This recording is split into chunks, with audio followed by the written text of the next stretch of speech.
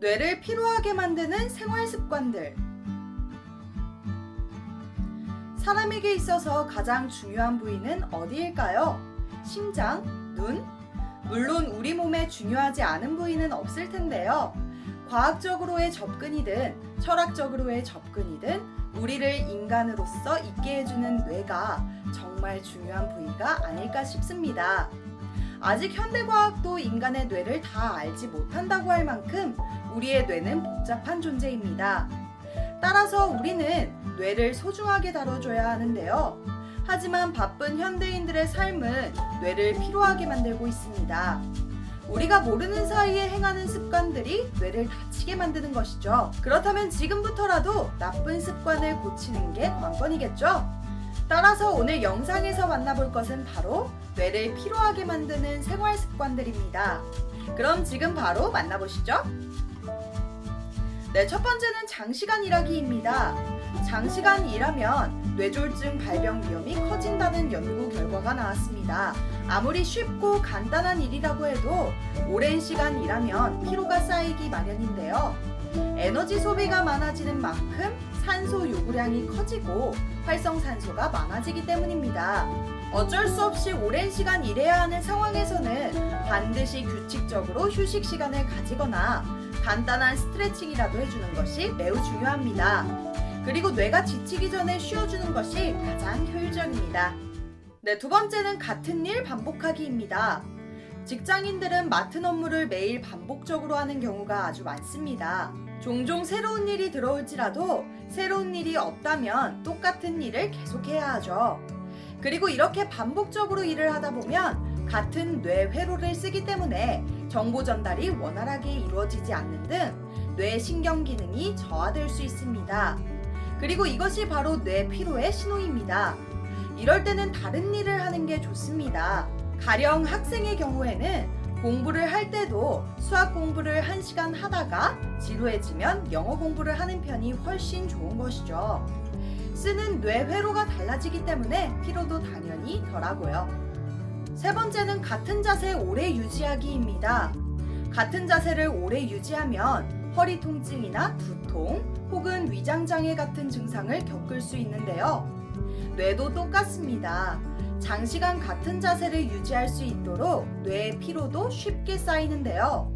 따라서 한 자세로 오래 있어야 한다면 중간중간에 자세를 바꾸고 스트레칭도 해줘야 합니다. 특히 몸을 웅크린 자세는 폐가 열리지 않아 산소 부족 현상과 함께 노르아드레날린이 분비되기 쉽습니다. 반대로 몸을 이완하거나 가볍게 산책하면 폐가 활짝 열리고 세로토닌 분비가 활성화돼 뇌의 피로를 줄여주죠. 네 번째는 시간에 쫓기며 일하기입니다. 벼락치기로 일을 처리하면 확실히 시간 대비 최고의 효과를 볼 수 있습니다. 뇌를 바짝 긴장시켜서 일의 능률을 올리기 때문인데요. 그러나 시간에 쫓기며 항상 바쁘게 일하는 습관은 우리 뇌에 악질적인 스트레스를 줍니다. 과도한 교감 흥분은 엄청난 에너지 소모를 일으키는데요. 뇌가 스트레스를 받게 되면 뇌혈관 질환 발생률이 증가하기 때문에 뇌 건강을 위해서 시간에 쫓기며 일하는 습관은 되도록이면 삼가는 게 좋습니다. 네, 다섯 번째는 불규칙한 생활하기입니다. 불규칙한 생활은 생체 리듬을 깨버리게 되는데요. 하지만 대부분 현대인은 밤 늦게까지 일을 하고 회식이나 술 약속으로 과음을 하며 수면 시간이 일정치 않고 식사 시간도 불규칙한 경우가 많습니다. 그리고 이러한 생활 습관은 그 자체가 스트레스가 될 수 있습니다. 그리고 이런 상황에서는 일을 해도 능률이 오르지 않고 작은 일에도 예민해지면서 엄청난 에너지를 소모해야 하게 되죠. 이럴 때 주로 커피나 에너지 드링크를 마시는데 이는 일시적인 효과만 줄 뿐입니다. 따라서 이때는 머리 써야 하는 일은 잠시 미뤄두는 것을 권장합니다. 그렇기 때문에 너무 피로할 때는 잠시 휴식 시간을 갖는 것이 중요합니다. 여섯 번째는 한 가지에 집중하기입니다. 한 가지 일에 오랫동안 몰두하게 되면 집중력과 수행 능력이 떨어지게 됩니다. 집중하는 힘은 뇌 역량을 최대한으로 발휘해 작업 능률을 높여줍니다. 하지만 이런 집중력은 교감신경을 활성화해 그만큼 에너지를 많이 소비시키는데요. 특히 한 가지 일에 집중하는 것은 무산소 운동을 하는 것처럼 피로를 증가시킨다고 합니다. 한 연구팀에 따르면 잠시 쉬는 휴식만으로도 일에 몰두할 수 있으며 주의력과 집중력을 증가시킬 수 있으니 더 자주 뇌에 휴식을 줘야 한다고 말했습니다.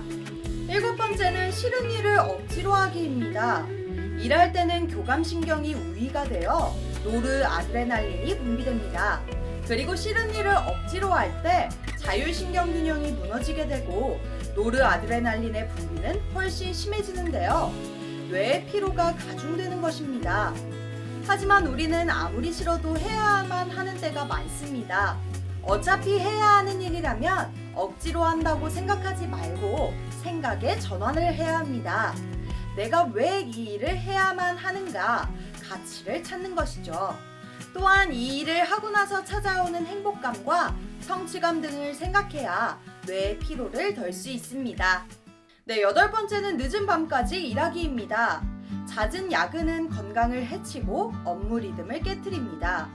우리 몸은 밤이 되면 부교감신경이 우위가 되면서 모든 활동성 호르몬 분비가 저하되면서 생체 기능이 떨어지는데요. 이럴 때 교감신경 우위의 일을 하면 능률도 떨어지고 뇌의 피로도 심해지게 되죠. 사람은 낮에 8시간 일하고 밤에 7시간 이상 자는 게 가장 좋습니다. 따라서 밤 11시에서 새벽 2시 사이에는 되도록 수면을 취하는 것이 좋습니다. 이 시간대에 자는 첫잠 90분은 의무적 수면이라고 부를 만큼 가장 깊은 잠을 잘 수 있기에 더더욱 중요합니다. 네, 9번째는 갑자기 무리해서 운동하기입니다. 아무리 운동이 건강에 좋다고 하지만 갑자기 운동을 하게 되거나 평소에 훈련되지 않은 운동을 하면 몸에 무리가 가기 마련입니다.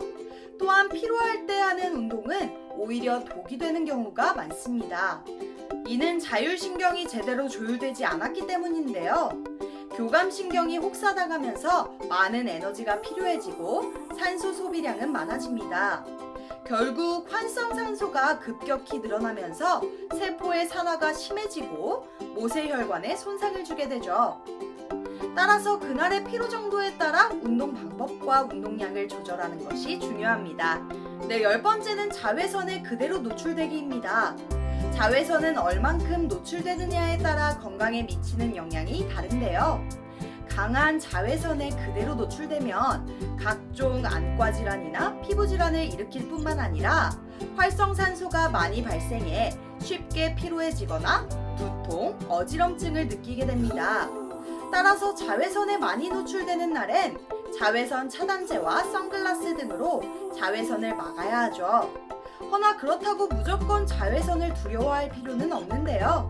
햇빛 아래에서의 20분에서 30분 산책은 피로한 뇌를 회복시키며 비타민 D를 생성하기 때문이죠. 네, 오늘은 우리의 뇌를 피로하게 만드는 나쁜 생활 습관들을 만나봤는데요. 정말 슬픈 건 현대인들 대부분이 어쩔 수 없이 행하고 있는 것들이 많다는 사실입니다. 바쁜 우리의 삶은 매일매일 나날이 몸과 마음을 피곤하게 만들고 있다는 것이죠. 여러분들은 어떠신가요? 매일매일 바쁘고 고된 하루를 보내고 제대로 쉬지도 못하고 또다시 일하는 일상을 보내고 계신가요? 그렇다면 이번에는 주말에 온전히 나만을 위한 시간을 가지며 휴식을 취하는 건 어떨까요? 일과 학업으로 피곤해지던 우리의 몸과 마음을 쉬게 해주는 것은 열심히 일을 하고 공부를 하는 것만큼이나 중요하니까요. 오늘도 영상을 끝까지 시청해주셔서 감사합니다. 제가 알려드린 정보들이 마음에 드셨다면 좋아요와 구독 부탁드립니다. 그럼 더욱 알찬 정보들이 담긴 또 다른 영상으로 만나 뵙겠습니다.